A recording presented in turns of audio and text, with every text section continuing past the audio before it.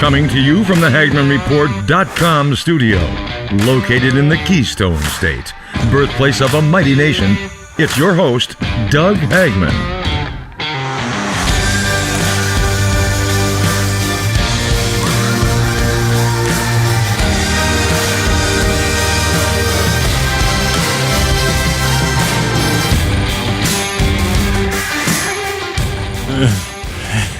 And welcome to Hagmann. It is the Hagmann Report. It's Friday. Oh, goodness, it's Friday. Thank goodness it's Friday, right? Yeah, if you could have seen this 30 seconds ago. Yeah. Anyway, welcome to Hagmann, where truth can't be silenced. Thank you so very much for your support. We operate off of your support, and that's it. And thank you for supporting this platform. Thank you for allowing us to come into your rooms, your bedrooms, your kitchens. I guess, boy, that was a bad thing to start off with. Your homes, your cars, your workplaces. Appreciate that very, very much. Places, well, the websites of note, HagmannReportLive.com. That's HagmannReportLive.com, as well as HagmannReport.com. Have a very, very, very special show you're not going to want to miss today. Now, this is going to be on par with like a vintage Glenn Beck style show. All right. I was looking at the headlines, and I was talking with some people, and some subscribers, Patreon members and such, and they said, look, trace this back a little bit.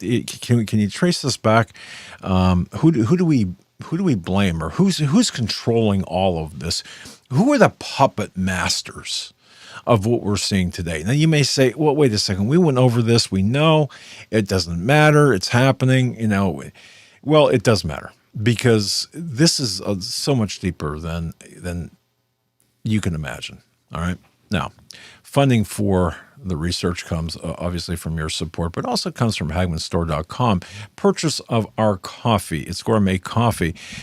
However, much of the proceeds go to organizations that fight human and child sex trafficking, including but not limited to Vets for Child Rescue, Craig Sawyer's group, as well as Russ Disdar's group, Shatter the Darkness. So go to HagmannStore.com. That's HagmannStore.com to get your gourmet coffee. By the way, we've got the whole bean, we've got the ground, and we've got K-Cups. And we've got the hyper-caffeinated Detective's Choice, very dark roast, but no bitter aftertaste. That's my favorite. That's my go-to. And then we have Patriot and Revolution Blends coffee. And you can actually subscribe if you would like. For example, you can have it delivered on a monthly basis. There's the option there. Or you can just a one-time purchase. It's fine either way. But if it's, but there it is on your screen right there. That's HagmannStore.com. HagmannStore.com. Wisconsin Christian News as well. Folks, please support Wisconsin Christian News. Go to WisconsinChristianNews.com, click on the subscribe button, and get your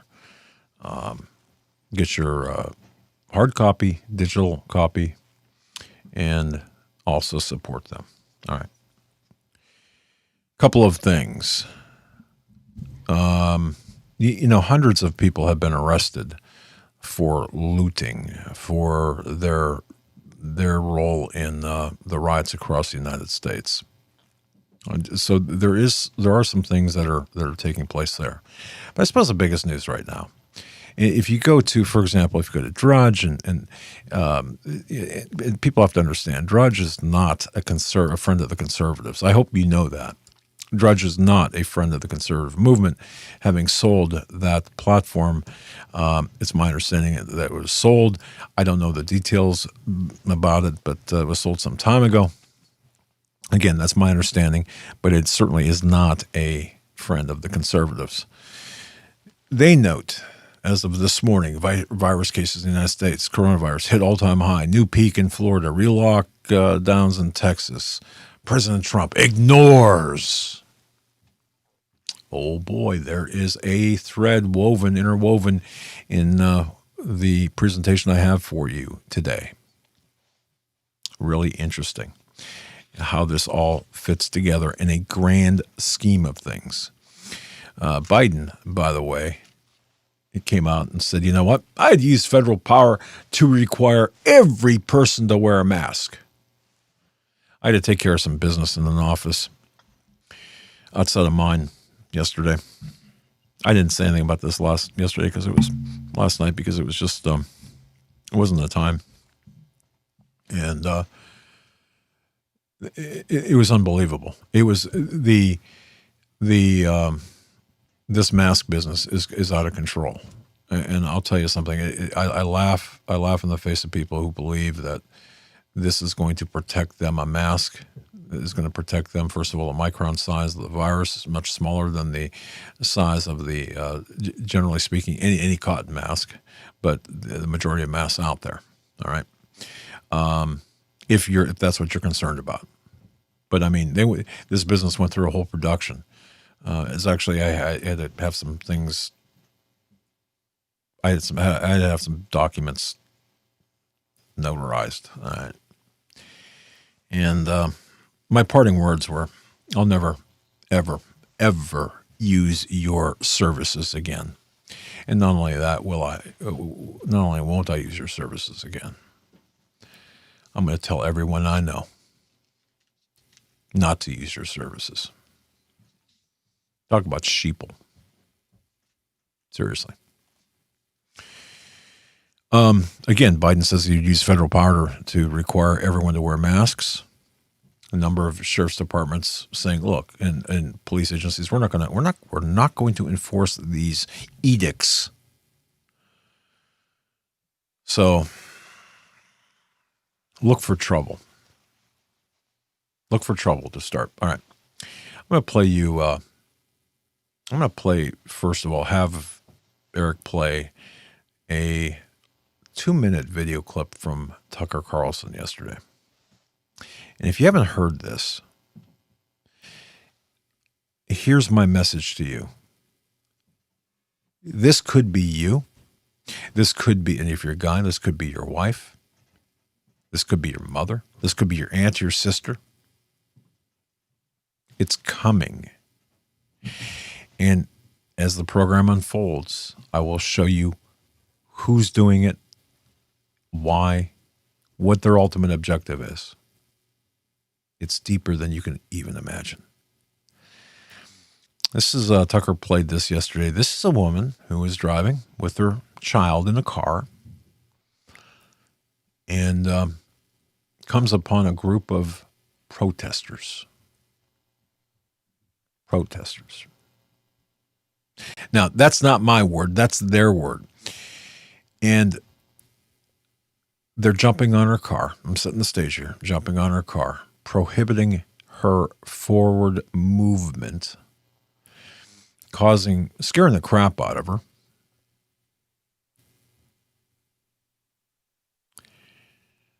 What would you do? Call 911, right? Yeah, seems logical.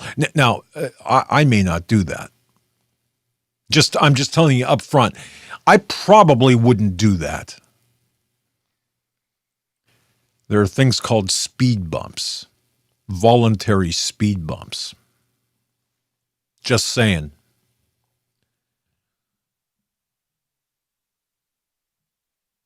All right, let's play this video from last night. We want to play for you 2 pieces of tape that help illustrate what life is like for many Americans right now. Neither one of these shows graphic violence. We could easily find tape that does show it. There's an awful lot of it out there. But what we're going to play instead for you is, in some ways, maybe more insidious than assault. What you'll hear is neglect, and neglect is itself a form of violence. The first tape is from a small town, Fredericksburg, Virginia. It's a 911 call recorded earlier this month. A woman called Tara Durant took her young daughter on errands downtown. As the two tried to drive home, a mob surrounded their vehicle and blocked it from moving. Several people jumped on Durant's car and screamed obscenities at her child. Terrified, Tara Durant called 911. And here's the response she got. They're on my car, right? They're on my car right now. But we would suggest you slowly drive through the area. Don't hit anyone with your vehicle. I can't. I cannot get out of here, okay? You have to be patient, but I'll let the officers know, okay? Are you serious? You guys cannot. We can't do anything, ma'am. The city told us that this is a sanctioned event. Get out of my car. You know, this is going to get dangerous. I got a kid here. Yes, ma'am. It was just that you call up City Hall to let them know about your frustrations, because we're all very frustrated. This is getting scary. They're on my car. They're on my car. And I got a little girl in the car crying. Are you kidding me? They're on my car. They're on my car. Ma'am, comes the reply. We would suggest you call up City Hall to let them know about your frustrations. Those are verbatim quotes. It's hard to listen to that tape without feeling emotional. A woman and her child were terrorized by a violent mob, and then they were intentionally abandoned by the state that has promised to protect them. It was the ultimate betrayal of citizenship. You should know that the mayor of Fredericksburg, Virginia, a woman called Mary Catherine Greenlaw, later apologized. But Greenlaw did not apologize to Tara Durant or her young daughter. The mayor apologized to the mob. Police had tried to disperse them while they were rioting. Quote, "I am personally sorry," Mayor Greenlaw slobbered. "I want to apologize to those who went through this fearful experience." Again, to be crystal clear, Mayor Greenlaw said that to the rioters, not to the citizens she had cruelly abandoned. All of that happened in a little town of 25,000 people. It's happening in so many American towns right now. Sorry about that. Yeah, there it is, right? I'm going to tell you right now, this is what the Democratic or leftist groups or cities have brought upon themselves. And you've got mayors like that apologizing to the rioters, the people who are causing fear in the hearts of their citizens. Americans are not going to be putting up with this much longer. And I would urge, I would urge people to, if you are licensed to carry a firearm, I would urge you to carry a firearm 24/7 and make sure you're proficient in its use.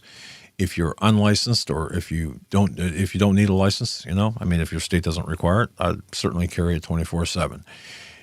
If for whatever reason you don't have a license, that would be a personal decision. I'm not going to counsel you either way. I'm not counseling you now. I'm just, if I were, I know I carry 24/7.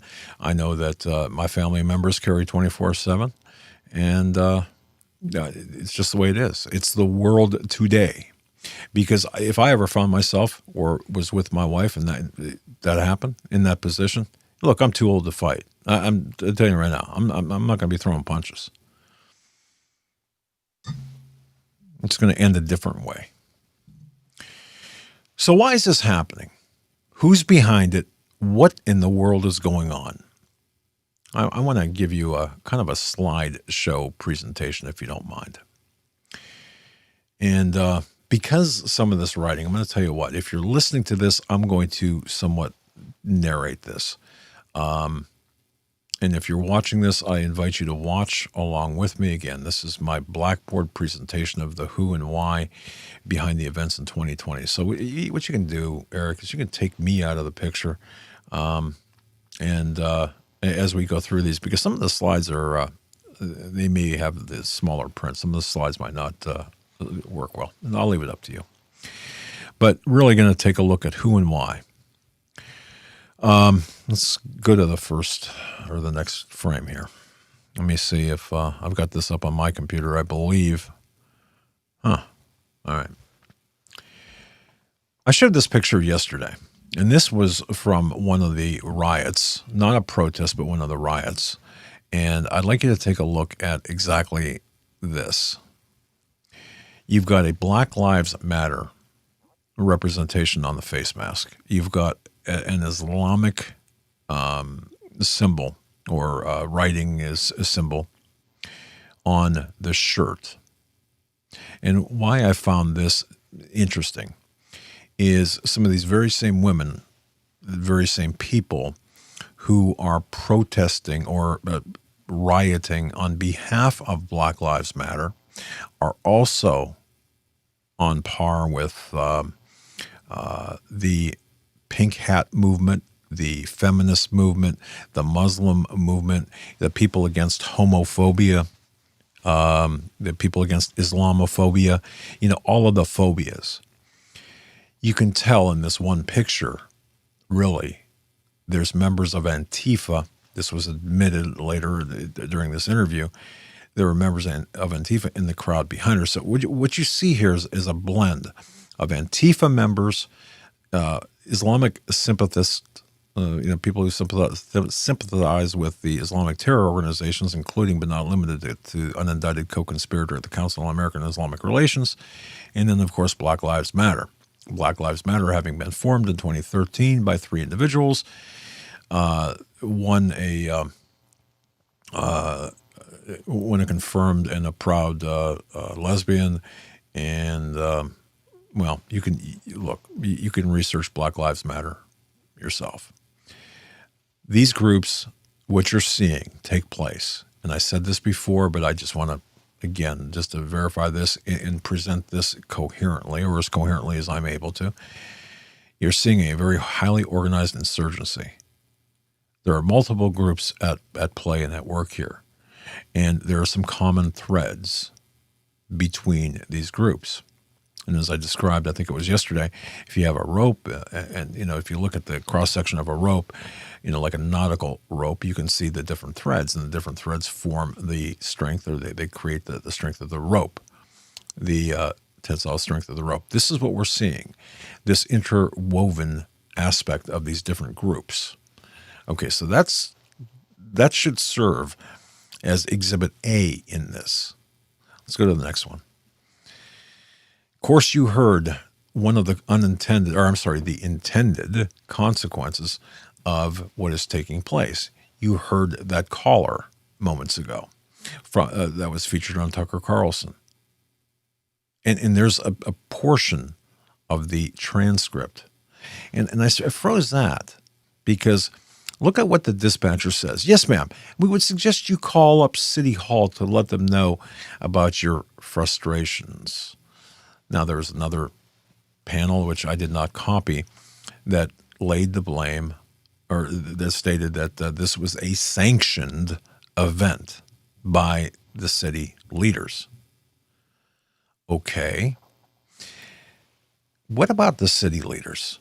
What about the community leaders? Not the community organizers, but what about the people in leadership positions in cities, in counties, in states, and we know about the federal government. But what about on a lower level, on our level, like my township or my city? What's going on there? Well, I'll tell you what's going on. You have groups and NGOs and various front groups funding individuals to become elected to positions such as the mayor, as you saw in that video clip, mayors across the United States, district attorneys, and other positions of influence, power, and authority that we granted them, who have subjugated their positions of power to the larger New World Order agenda. Now, as soon as I say New World Order, my goodness, holy cow, you said New World Order, you must be a really conspiracy, you must be a kook. But here's the issue. When you start taking apart the layers and looking into who these groups are and where these people come from and who pays for their campaign expenses, boy, it all comes together. The next slide, please. One of the big street groups is Refuse Fascism. Now, this is perhaps one of the most active groups right now, Refuse Fascism. And where did they come from? By pulling on this one string, I'll be able to walk you back through into really the bottom line, who's really pulling all the strings. But Refuse Fascism. And look at that sign, because these signs are all over. Who's it against? It's against President Trump and Mike Pence. This nightmare must end. The Trump-Pence regime must go. All right. Now, there are people who will say, well, President Trump, he's compromised. President Trump, he's part of the problem. President Trump, he's this, he's that. But when you've got groups who are actively, groups that are our sworn enemies, who are actively attempting to take down our duly elected president, I've got to say, no, wait a second here. This is not a show. What we're seeing here is not a show for the entertainment of the masses, as some might stipulate, or as some might assert. No. What we're seeing here is someone who was never a member of the Council on Foreign Relations, never a member of the Trilateral Commission, never a member of the Council of 300 or Committee of 300, never a member of any of these NGOs or these groups, Tavistock.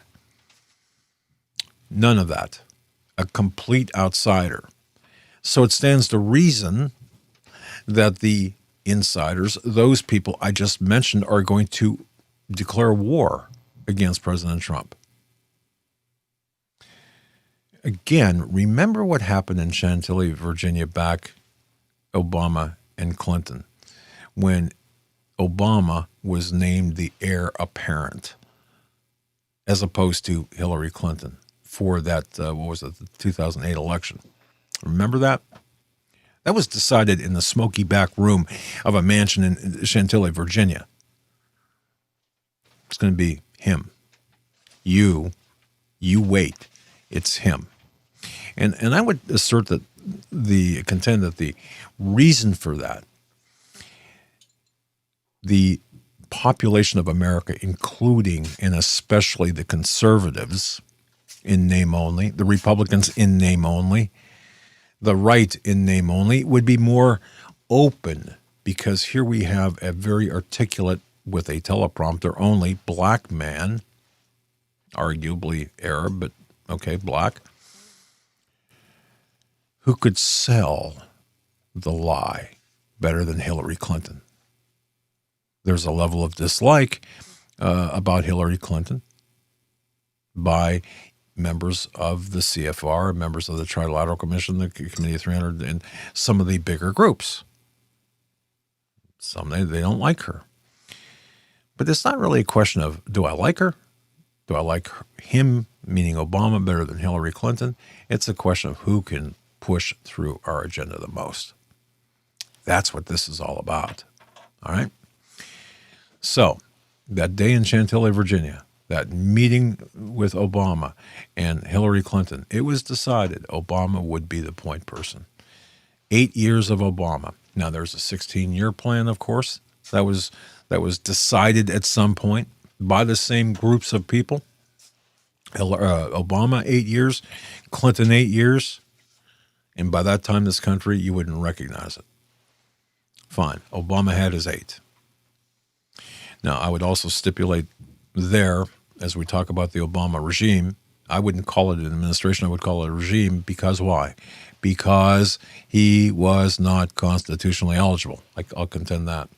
Assert, stipulate, whatever. He was not constitutionally eligible. Plus, not only that, he was an agent and acting as an agent for foreign governments.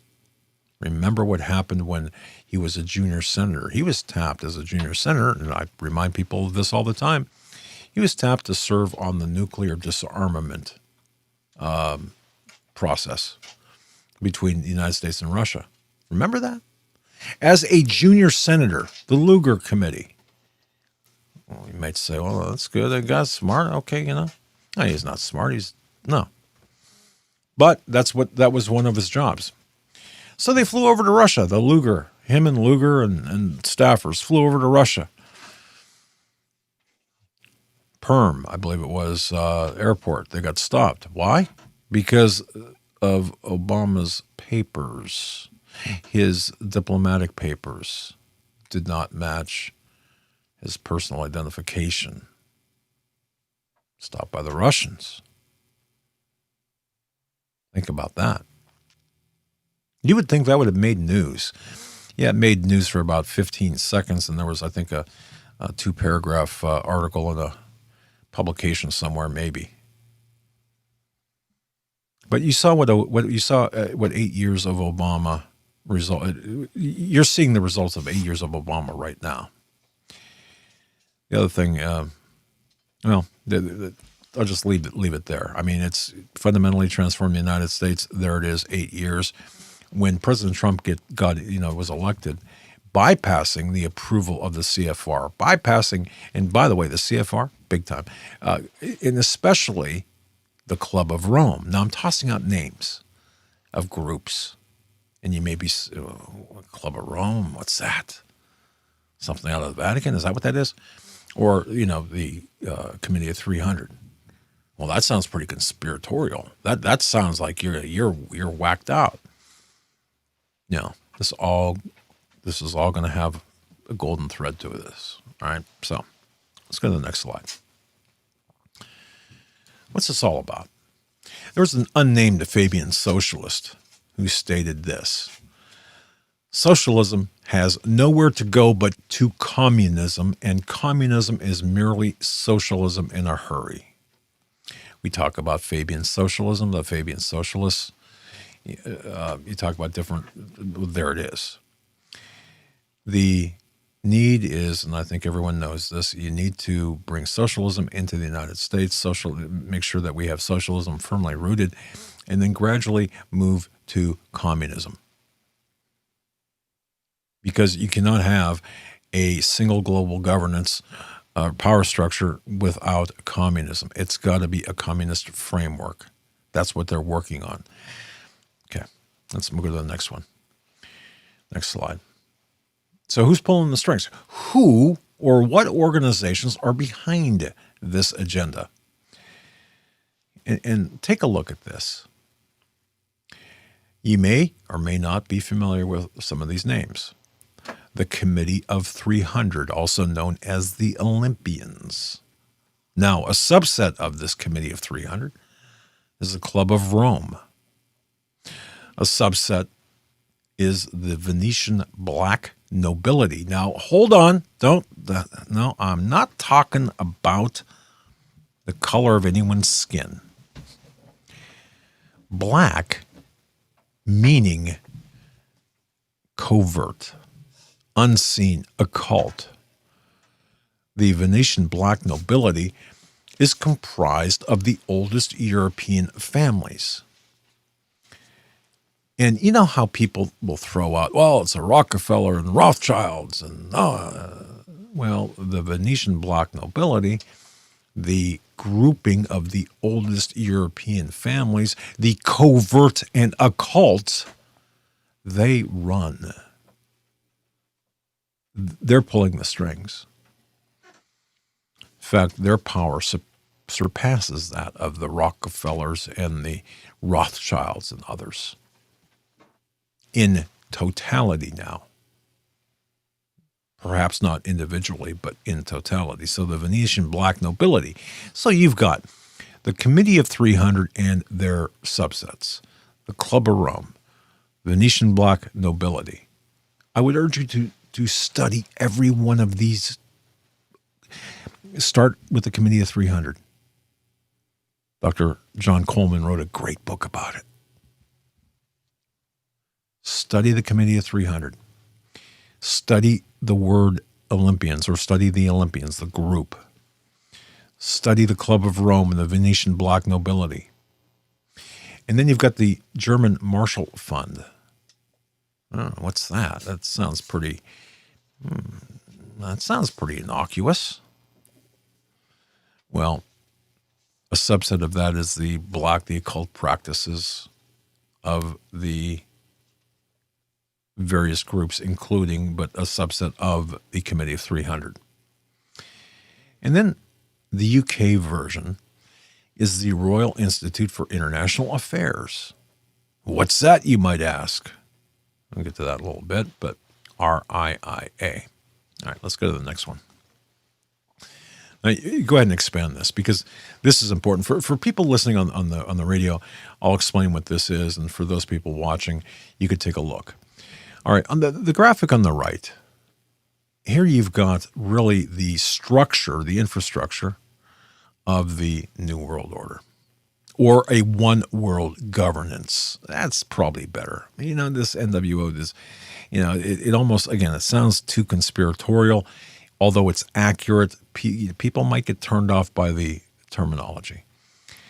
All right, so you got the Council on Foreign Relations in the orbit of the nucleus, which is really the Committee of 300, the Venetian Black Nobility, and the family power structure, that oldest structure of European families. So from that, and you can follow the arrows. You have and I don't know who did this graphic. I don't know who to thank, but thank you. So you've got in that orbit, you've got the CFR, Council on Foreign Relations. I'm going to get into most of these here in a little bit. The UN, the United Nations. And then, of course, the Bilderberg Group. You know about them, right? Alex Jones said, you know about them. The Royal Institute of International Affairs and the Trilateral Commission. That's the graphic on the right. It shows you, that's a pretty good graphic. I can't read the bottom one. I cut that off. I apologize. Now, what are you going to do? All right. So the organizational chart on the left, you can find this on the internet all over the place. Man, it's everywhere. So people say, well, it's Illuminati. You've heard Dr. Proctor identify the secret society known as the Illuminati on this program. And people talk about the Illuminati. Well, and they joke about it. Oh, this is just, it's all, just conspiratorial nonsense. No, hold on just a second here. Because it's not. But what comprises the Illuminati? When somebody says that, what's that? Well, you've got this really going back to antiquity, royal bloodlines. Now, if you look at the names there, of course, you're going to see familiar names. You've heard my guests talk about or mention names like the Astors and Rothschilds and Bundys, and you can take a look at the names. Kennedys, Lee from China, Onassis. Boy, that's a shocker, right? And then, of course, you've got the Merovingian bloodline. Very interesting point on that. I'm just going to digress momentarily on that. The Merovingian bloodline, those people, that they believe that the Merovingians, and I'm simplifying this, are descendants of Jesus and Mary Magdalene. Do you know that? Did you know that Jesus had children? No? Neither did I. It's not in my Bible. Again, this is what they believe. All right, so then underneath that, you've got foundation nations of this global structure. You've got the financial groups, you've got the research institutions or the institutions of higher learning, and then you've got the secret societies. And admittedly, there are secret societies. It's or not so secret societies. Skull and Bones. I mean, who doesn't know about Yale's Skull and Bones? Is it secret? No. It's out in the open. George W. Bush, member of the Skull and Bones. Well, how do you become a member of Skull and Bones? Well, you got to be accepted, and then you got to go through initiation rite. And well, what are those? Well, I'll let you search that out. Well, what about the research institutions? Oh, look, Tavistock, Brookings, Stanford. Any of these names ring a bell? They should. And if you research all of them, you'll find their actions during the Second World War, in some cases, post-Second World War. Things like mind control with the CIA. Oh, I know. You call me crazy. People thought that was nuts until the Church Committee, right? Church Committee admitted the presence of mind control operations within the CIA. In fact, the next day or same day as the heart attack gun. Remember that? When that was publicized? Right on TV. CIA says, yeah, we have a heart attack gun. And the American public said, oh, okay. Yeah, we assassinate people. Is that a bad thing? No, not really. I mean, is that a bad thing? Well, hey, it's just a fact. So now look at this organizational chart. Now that you've got these other subsets, and you can go through these one by one. You got the political, the intelligence, and oh my goodness, what else do we have? The religious section. The World Federation, World Council of Churches, World Federation of Religions. Just take a look at that. And again, I don't know who did that chart, but thank you very much. The educational side of things.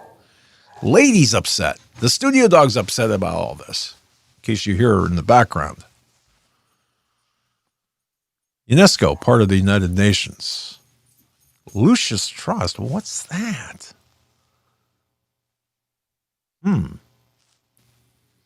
What's that short for? Yeah, go ahead and research all of that. You don't take my word for any of this. So, all right.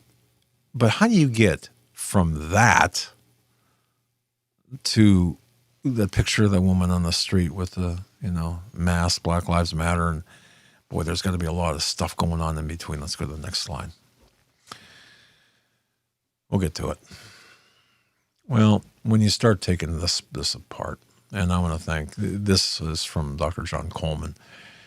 You start looking at various organizations, you're going from the top down, and you find Committee of 300, of course, is the umbrella group for a lot of organizations, such as the Bilderberg Group, the Tavistock Institute. Well, just take a look. They're all up there. The Trilateral Commission, the RIIA, the World Council of Churches. This is the umbrella group for the Committee of 300. Well, what is the Committee of 300?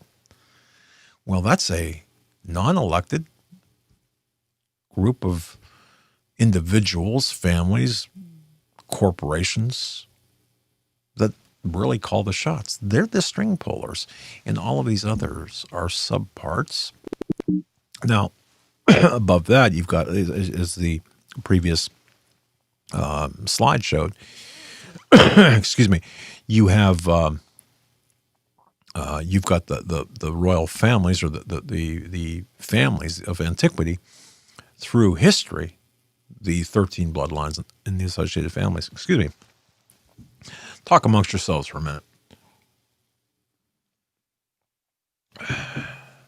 Had a frog in my throat. Had to take a sip of Detective Choice hypercaffeinated coffee. All right. So there you go. There's just some, not all. That's not an all-inclusive list, but that gives you an idea. British Petroleum and the Canadian version of the CFR, of the American CFR. So there you have it. Again, just some of the skull and bones again. Just some of the things that I figured, you know what, would be interesting to look at should you decide to search them on, I don't know, a start page or something like that. Not using Google. All right, let's go to the next one. But one of the fascinations I had was with the Club of Rome. And the Club of Rome, their objective, again, the Club of Rome is a subset of the Committee of 300, which is the subset of the planners. The Club of Rome, their objective is the dissolution of the United States and depopulation. How? Well, they believe in genocide and eugenics. They want to attack and destroy our agricultural system, our industrial system, our economic system. And I put in there on the chalkboard there, my virtual chalkboard, COVID. Because what's the response been? Not the disease or not the virus, but what's the response to COVID been? Economic destruction. And oh yes, remember that panel I had earlier refuse fascism. Trump and Pence, they got to go. Before the response to there it is right there. Remember that? Yeah, see that? Right there. That's refuse fascism. Well, where did that come from? Why did refuse fascism adopt that sign, slogan? Why did they put the target on President Donald Trump and Pence? Well, because the economy, because President Trump, in a nutshell, is a nationalist. He believes in American exceptionalism. He believes that we have to right or correct the improper trade imbalance with China. So as soon as, okay, again, think back. Took you back to 2008, not to go to 2016. Hillary was supposed to get in. But even the best laid plans, even the people with the most power, sometimes things happen, right? Sometimes, you might have the biggest gun, you might have the best position, advantageous position, but stuff happens. Things happen. Didn't see that coming. President Trump got in. Not with the approval of the Council on Foreign Relations, and most assuredly not with the approval of the Council or the Committee of 300. So that's why you see all of the hatred against Donald Trump. This is not organic. These people, or at least the majority of these people, would absolutely not have these signs or hate Donald Trump unless they were told to hate Donald Trump. Can we go? I'm going to hurry this up here. Okay, so the economic recovery, COVID is destroyed the response. Now, the insurgency that we're seeing, social unrest. Now, when I was looking at this, and I just put this as kind of a footnote, when I was doing my research on this, when you go back to the 1980 election, remember when Ronald Reagan, you probably don't remember, but I do because I'm old. When Ronald Reagan was elected over Jimmy Carter, was it Ronald Reagan who was elected? There was an attempt to nullify Reagan's election in a number of different ways, and an attempted assassination where he was struck by a bullet, but he recovered, but he wasn't really the same after that. But I digress. That's kind of a footnote to all of this. Let's go to the next one. And by the way, they were trying to do that to Donald Trump now. So here are some of the tactics, some of the goals, some of the targets stated by the Club of Rome. Destroy Christianity, destroy biblical or the traditional family, and I put down SCOTUS there, the Supreme Court. They're using the Supreme Court to do so. By the way, Gorsuch is a member of the Council on Foreign Relations. Just saying. They're trying to destroy this country by way of the women's liberation movements. Hashtags such as Me Too, My Body, My Choice, Abortion on Demand. These are all tactics, methods of operation by the Club of Rome, by the people who are the string pullers. They're attempting to, in doing so, it's creating civil unrest.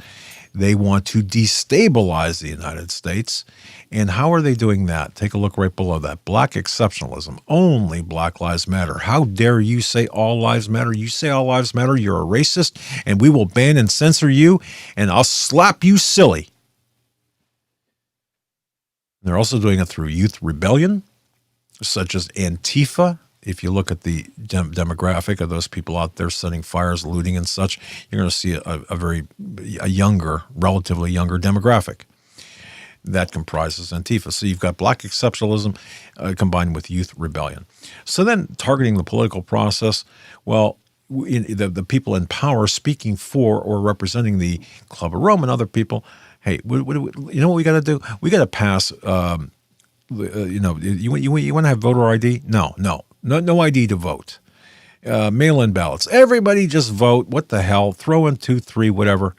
But make sure you do it for a leftist or for a communist. And then disarming the population. Let's pass legislation once we're in there to disarm the population. And lastly, to destroy capitalism and the economy. Like I said, COVID response. Some of these are obviously are the same, but you get the idea. Club of Rome tactics, methods, and targets. Go ahead, next one. Now, in addition, you've got the Tavistock Institute is a member of this group. How many people have heard of the Tavistock Institute? Studio audience? Okay. Vast majority of the studio audience I'm looking out over, it must be about, it's a bigly crowd. I would say it's a huge crowd. Must be at least, I don't know, biggest crowd I've ever seen for a studio audience. Serious. And Ricky, what are you cooking up tonight? There. Let me see. Oh, boy, it smells good. Ricky, thank you very much. I appreciate you bringing me along. All right, Tavistock Institute. It's part of the umbrella groups. Now, Tavistock is kind of the mind, the mental part of all of this. Let's program the masses. And they do it through sub-organizations such as the Brookings Institute, the Hudson Institute, Stanford Research again. The Wharton School of Business. Wow. MIT. Isn't that interesting? Where do we see a lot of the social networking and stuff? And I could add more, but I would do your research as well on Tavistock. Let's go to the next one. Another group, subgroup. You've heard this, I'm sure. You've heard about this. Well, the Trilateral Commission. They're members of the Trilateral Commission. Well, what's the Trilateral Commission? It's a CFR front. It's a CFR front organization which was established to influence American foreign policy to facilitate the CFR's expansion into other countries. Simple as that. The CFR uses front organizations to protect it from connecting the illegal activities, illegalities that could lead to a congressional investigation. We don't want that. Oh, gosh. I hate that when that happens. All right, let's go to the next one. Council on Foreign Relations, you heard about that, right? Well, they're part of an international group of co-conspirators that have been carrying out successful covert operations since the mid-1800s. And you say, wait a minute, they haven't been around that long? Oh, but they have, just in different form, different name, overseas. Now, the United States branch is known as the Council on Foreign Relations, but the British branch is operating as and is known as the Royal Institute of International Affairs. And I've mentioned this before, RIIA. All right? So, it's, again, are you seeing a pattern here? The names that we toss about so glibly, can we see that? Can you see that where all these are coming from? Okay, let's go to the next slide. Now, remember, excuse me, remember I said about, I didn't mean to cough in the microphone. Remember I said about the media. Who's putting the idea that Donald Trump is a bad orange guy, Cheeto, bad orange guy? Well, the American media. It's really simple. You've heard it. You've heard people say, all of the stations, all of the media, all of the print, all of the websites, news websites are controlled by 6 corporations, right? Well, who controls those? Ultimately, Council on Foreign Relations. But the CFR controls the media. Now, you got to understand this. Through the Trilateral Commission, members of the Trilateral Commission, and members of the Trilateral Commission who are members of the media as well. And this is important for me to say it this way. And then you've got individuals in the media who are part of the Bilderberg meetings and agenda. You see what I'm saying here? there's a lot of overlap. So you've got infiltration of our media by members of the Trilateral Commission and by members of the Bilderberg Group organization. And you've got the reverse as well. But what's above that? You've got the CFR, the Council on Foreign Relations. And do you know when this came out? It was rubber stamped. Yeah, that's true. Guess who brought this out? Julian Assange confirmed it by way of WikiLeaks. Isn't that just a kind of a little nice note of trivia? Let's go to the next one. So, looking at the refuse fascism signs, Black Lives Matter, and I'm starting to follow all of the lowest groups, starting to follow it up, and the bigger groups following them down. I come across this, Socialist International. Well, this group's been around a while, and they are supported by the Congressional Black Caucus, and the Congressional Black Caucus is influenced by Socialist International. There's a marriage there, so you've got this socialist infiltration into our Congress by way of the Congressional Black Caucus, compliments of the Socialist International. And, of course, their motto is progressive politics for a fairer world. In other words, communism, but we're not going to call it that. All right, let's go to the next one. And this brings me to Ocasio-Cortez. Oh, that everyone, the person everyone laughs at. Forget about it. She's just, yeah. Guess what? She won by a landslide. That's right. Why? I thought everyone was making fun of her. Must have been the young people voted. I don't know. No. Big money's backing her. But what is she touting? The Green New Deal. What's that all about? It's about ridding the United States, but the planet, of nuclear energy. Why? Well, we shouldn't have nuclear energy anyway, right? It's horrible. No.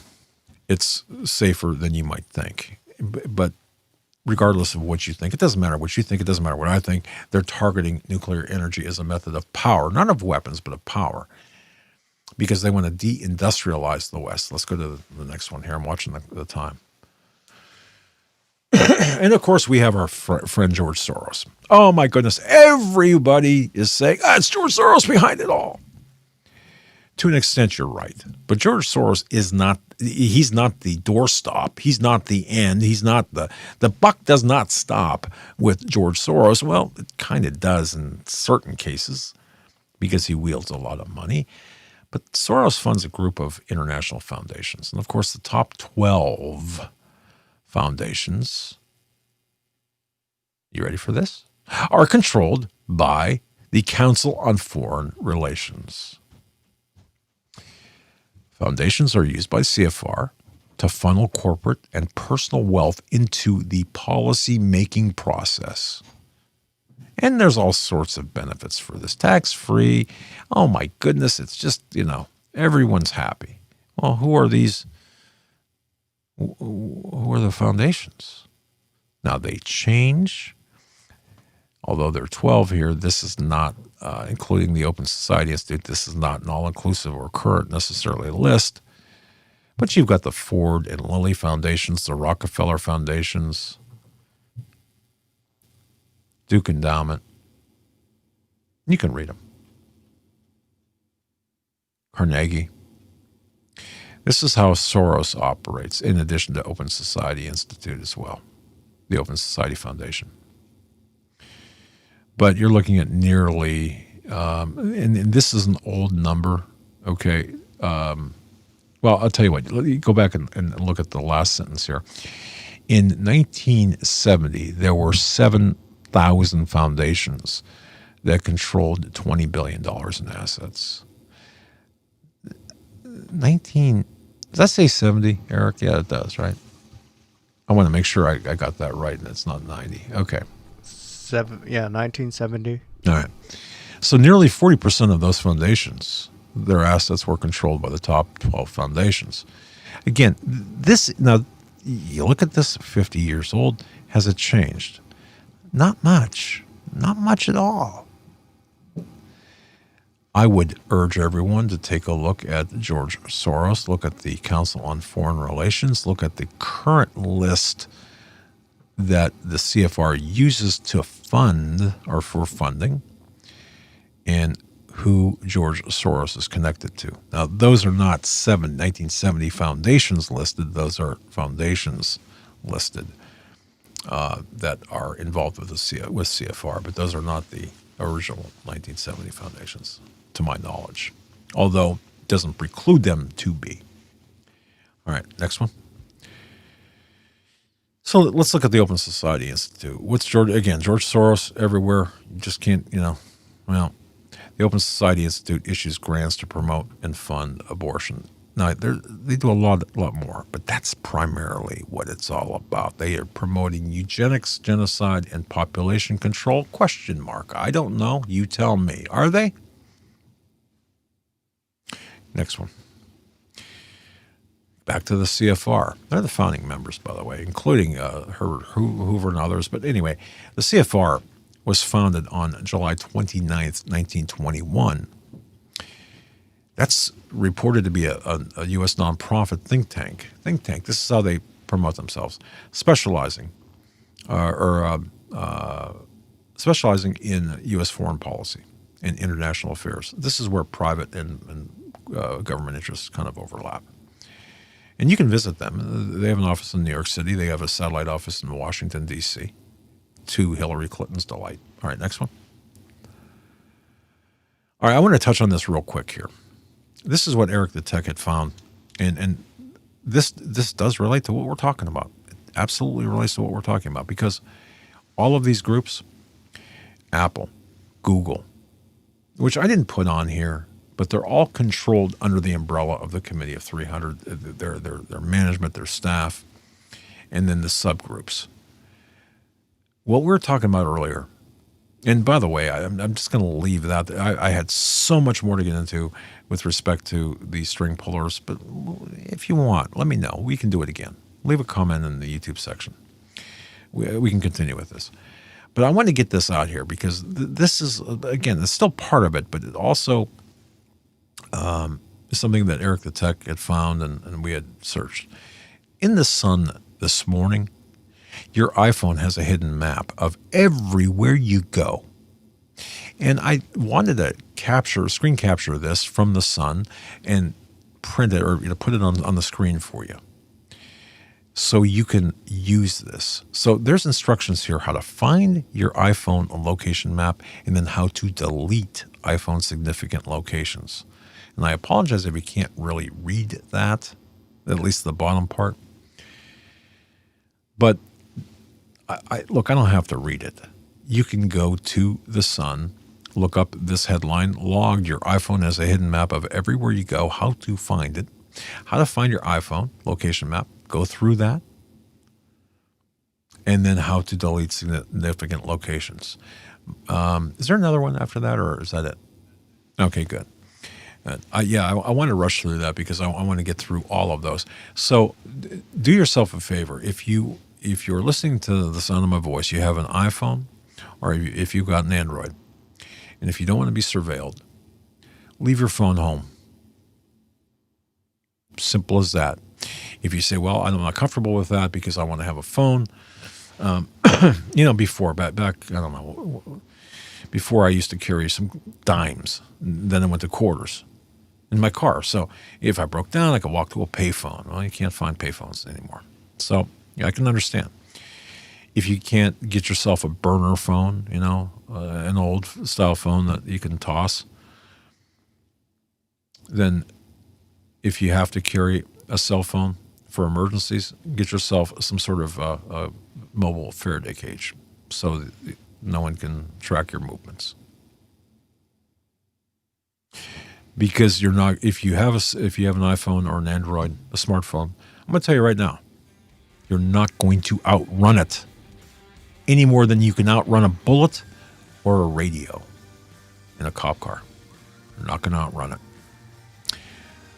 Dude, I hope you take my advice on the iPhones. But that surveillance network goes right back to the people, the string pullers. Hopefully I identified the string pullers for you, at least the organizations, not necessarily the names.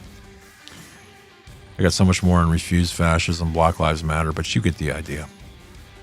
There's the who and the why and the what. Gonna be right back. You're listening to the Hagmann Report, HagmannReportLive.com. Stay right where you're at.